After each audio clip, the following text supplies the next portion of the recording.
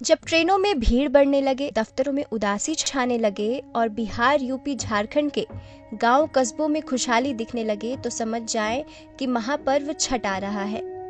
छठ एकमात्र ऐसा पर्व है जिसे महापर्व भी कहा जाता है। एक ऐसा पर्व जिसे मनाने के लिए बिहार के लोग जो अपने प्रदेश से दूर होते हैं, वह साल भर की कई छुट्टियों की कुर्बानी दे देते हैं ताकि वो छठ पूजा में अपने प्रदेश, अपने घर बिहार आ सके। आखिर बिहार में ही क्यों इतने धूमधाम से छठ महापर्व मनाया जाता है? तो चलिए जानते हैं क्या है छठ पर्व से जुड़ी मान्यताएं। यूं तो छठ पूजा की धूम पूरे देश विदेश में रहती है, पर छठ पूजा का जो महत्व बिहार में है उतना और कहीं नहीं। जितने हर्ष और उल्लास के साथ इस पर्व को बिहार में मनाया जाता है, वे दुनिया में और कहीं देखने को नहीं मिलता। लोक व आस्था का महापर्व छठ पूजा हर वर्ष कार्तिक माह के शुक्ल पक्ष की षष्ठी को मनाई जाती है। छठ पूजा में देवी षष्ठी की आराधना की जाती है।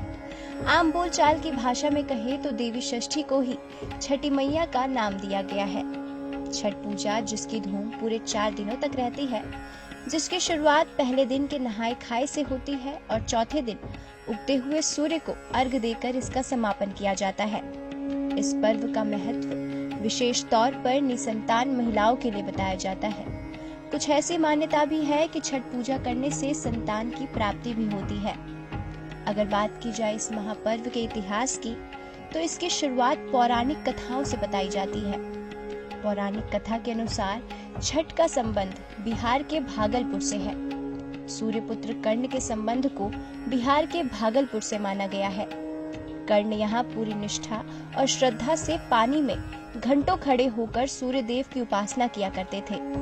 सूर्य के आशीर्वाद से ही वे योद्धा बन पाए थे। छठ पूजा को लेकर आज भी यही मान्यता यहाँ प्रचलित है।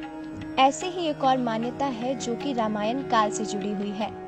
इस मान्यता के अनुसार जब भगवान राम और सीता 14 वर्ष के वनवास के बाद अयोध्या नगरी लौट रहे थे, तब रावण वध के पाप से मुक्त होने के लिए उन्होंने ऋषि मुनियों के आदेश पर सूर्य यज्ञ करवाया था। उन्होंने इस पूजा के लिए मुग्दल ऋषि को आमंत्रित किया था। मुग्दल ऋषि ने मां सीता पर गंगा जल छिड़क कर उन्हें पवित्र किया था और कार्तिक मास के शुक्ल पक्ष की षष्ठी तिथि को सूर्यदेव की उपासना करने को उन्हें आदेश दिया था। इससे सीता मां ने मुग्दल ऋषि के आश्रम में रहकर ही 6 दिनों तक सूर्यदेव की पूजा अर्चना की थी और फिर सप्तमी को सूर्योदय के समय फिर से अनुष्ठान कर सूर्यदेव से आशीर्वाद प्राप्त किया था। अर्घदान की ऐसी ही मान्यताओं को लोग आज भी मानते हैं और पूरे धूमधाम से इस महापर्व को मनाते हैं।